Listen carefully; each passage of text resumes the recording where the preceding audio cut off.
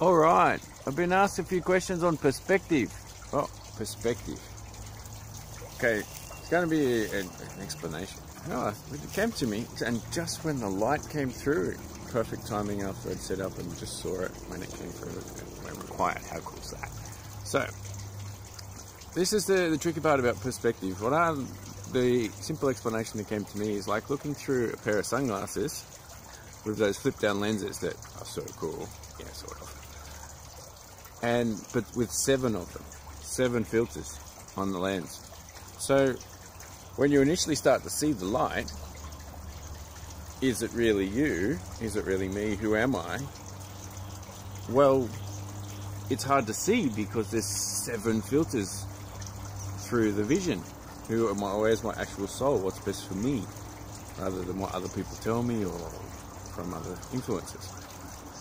Tricky one. Yeah, it seemed to fit, really. But the 7 filters just happen to be the 7 chakras or the 7 endocrine glands, which are essentially the same thing. So, the tricky part for us is, if we're not quite aware of these things, is the body's the subconscious mind. So, it's not coming to the conscious mind, the 1% that it is. So, how do we know if that's us or that's right? Because all of our circuits are disconnected. We need to reconnect them and find out who we are deeper inside. And how do we see the light? How do we see the path? It's confusing because when you first start, improving your nutrition, your diet, your lifestyle, and maybe your spiritual and personal development, it seems like a bit gunky. There's a bunch of stuff inside there that I didn't know externally, and I didn't know about myself either. So, of course, it feels like, what's this perspective? Oh, it's confused. It's got a fair bit of gunk there. Generally left over from society's waste. Your social programming, essentially, all of our social programming. So we need to kind of clear that off, do some beautiful practices, and then the path gets a little bit clearer. Yeah. So you've made those nutrition and a few different diet and lifestyle options, and you're feeling good. Hang on, who am I? I'm feeling much better than I did last time. Maybe at the first of it, we weren't all that great in our development. We're still doing a lot of things society tells us. So then, that social programming of view of ourselves kind of comes to this. And, well, I don't really want to advertise, but you get the picture. That's when our social programming comes in. That's our whole... And, a whole lot of the mind can go really confused at this time because, hang on, I'm getting messages from my school, my dad, my parents, my family, and society, and they're all wrong, most of them, for our body and our health and our personal spiritual development. Yeah, usually. It's not pretty. But when you dig in through these holes, you find that there's so much more available to improve yourself with and then clear up those perceptions and filters. But, of course, this is when you can see the light, but there's like a mirror there. This is called the mirror theory. So if the light comes through, hits the social programming, which people are still stuck in their mind, how do you know? Got a lot of social programming still going on? We all do. Well, you have to do everything on time. You have to do everything for the way the system works, the matrix, getting all out. We're externalizing our power, our perspective to society or to other people, essentially coming from victim.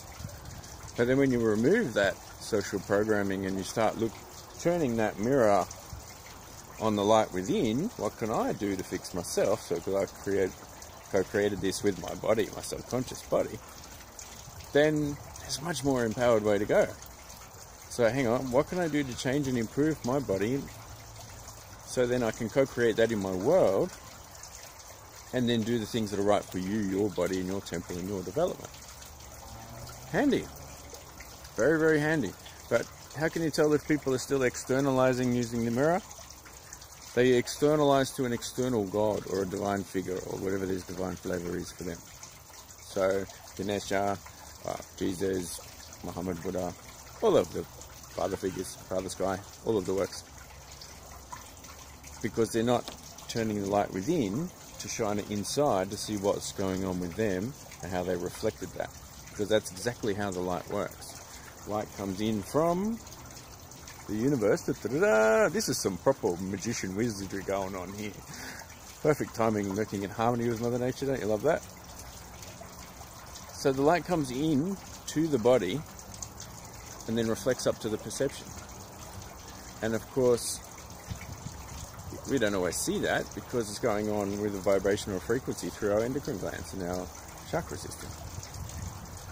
But when we start doing, so say, removing heavy metals is a big one for getting rid of social programming, because it's heavy metals that reflect off the light, and those heavy metals are generally stored low in the body but deep within the bones, and it shows up our dark gunk, our social programming, all that stuff that we've looked behind because we were just accepted because society or advertising or television or something told us.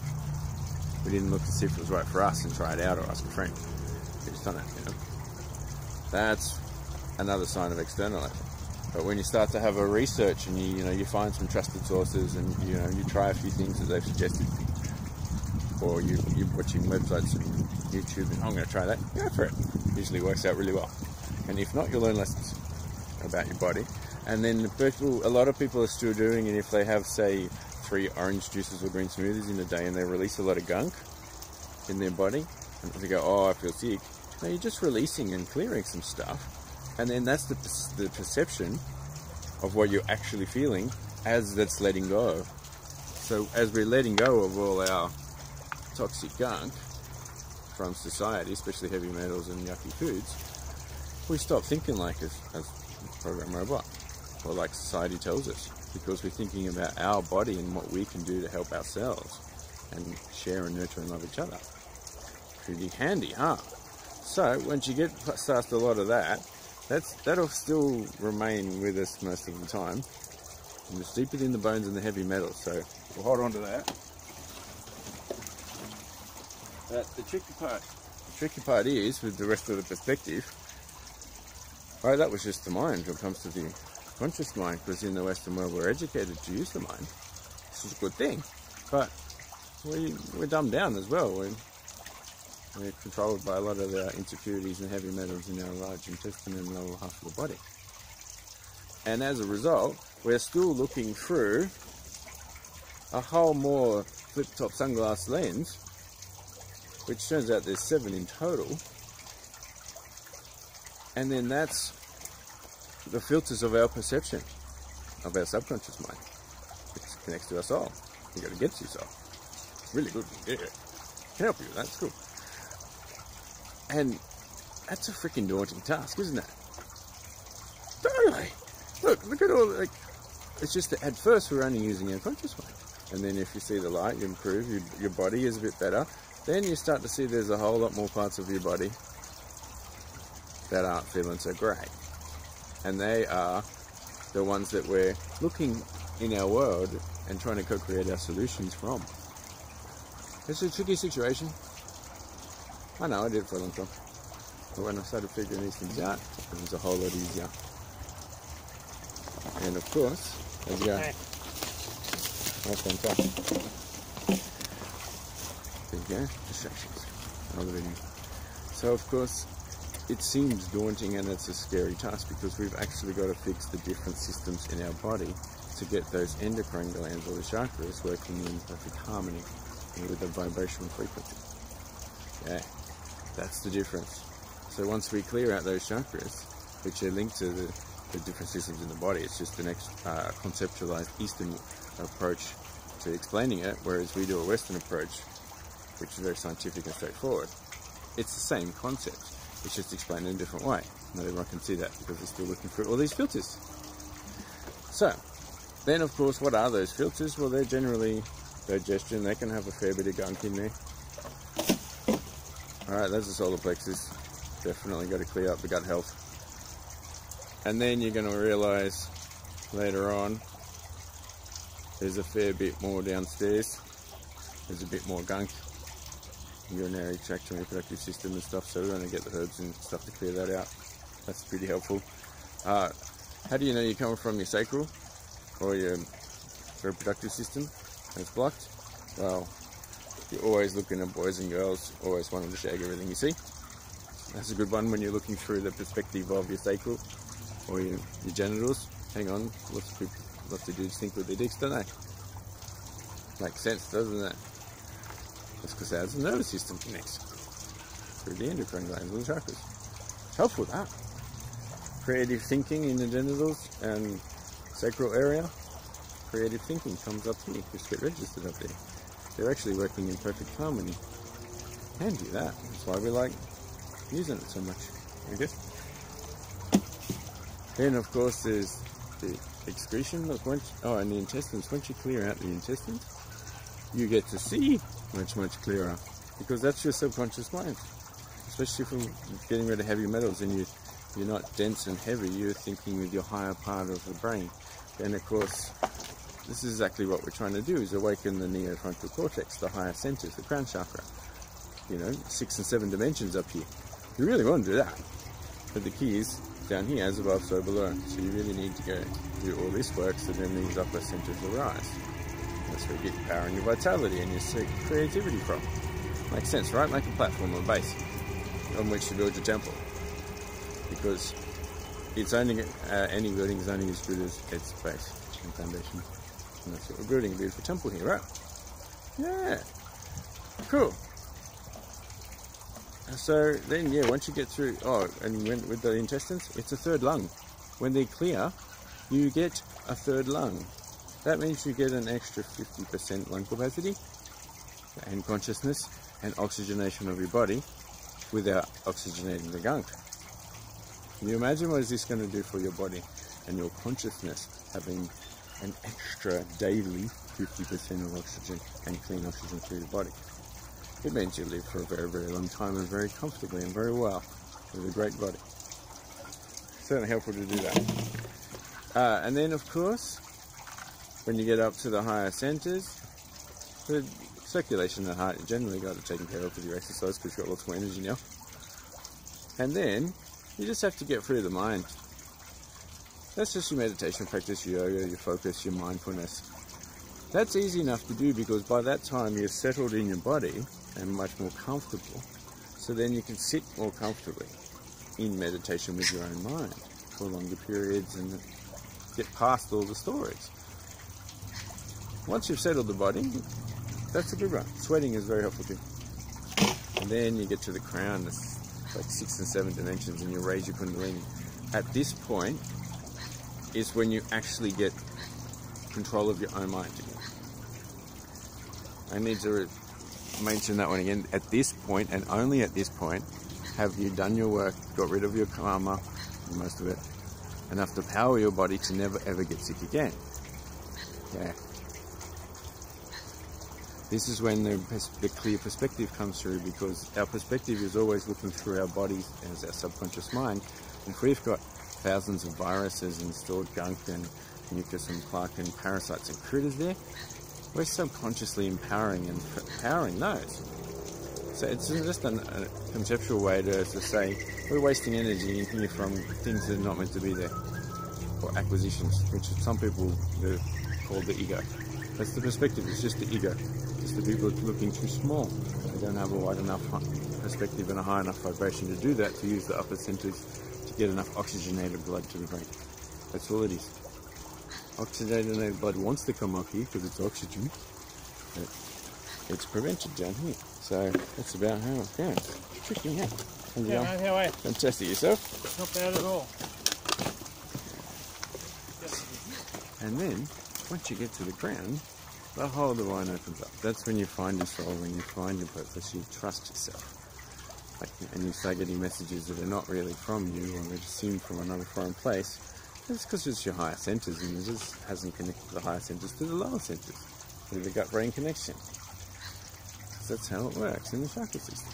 The heart's connected to the crown for oxygenated blood up to the brain, but you have to go down to the sacral to connect that. So that's the whole nervous system, the whole vagus nerve. So I'm very much coming from the vagus nerve now. I'm cleaning out my crown is going nuts. My nervous system and my vagus nerve are coming back online. We're getting rid of heavy metals and a few different things to become a lighter. Then I'm lighter in perspective, so you have a higher vibration, you get more oxygenated blood to the brain, right? And then you can see the the light. Oh look, I've got a halo. Oh, isn't that cool? I can use the light. Comes through my body, reflective perspective. And you know what the best part about it is? Once you get your body in alignment and you get rid of a lot of gunk, and you're feeling great, you've got heaps of energy, then, not only that, your crown and your higher brain centers have got extra energy to repair themselves with. Lots of great supplements and things to do that with. And then the light comes in off here and then you feel it. And then when you get really good at it, when you open up the higher centers, the psychic skills start to come through. So you just feel and know what to do all the time, and you're feeling great in your body and you're loving yourself and doing lots of things for you and your body. Which is very, so it's self-love essentially. You can see the light of perspective come in, and then, so you know where to position yourself to see the light come out to your perspective. And you're staying centered and aligned the whole time. It's very, very helpful.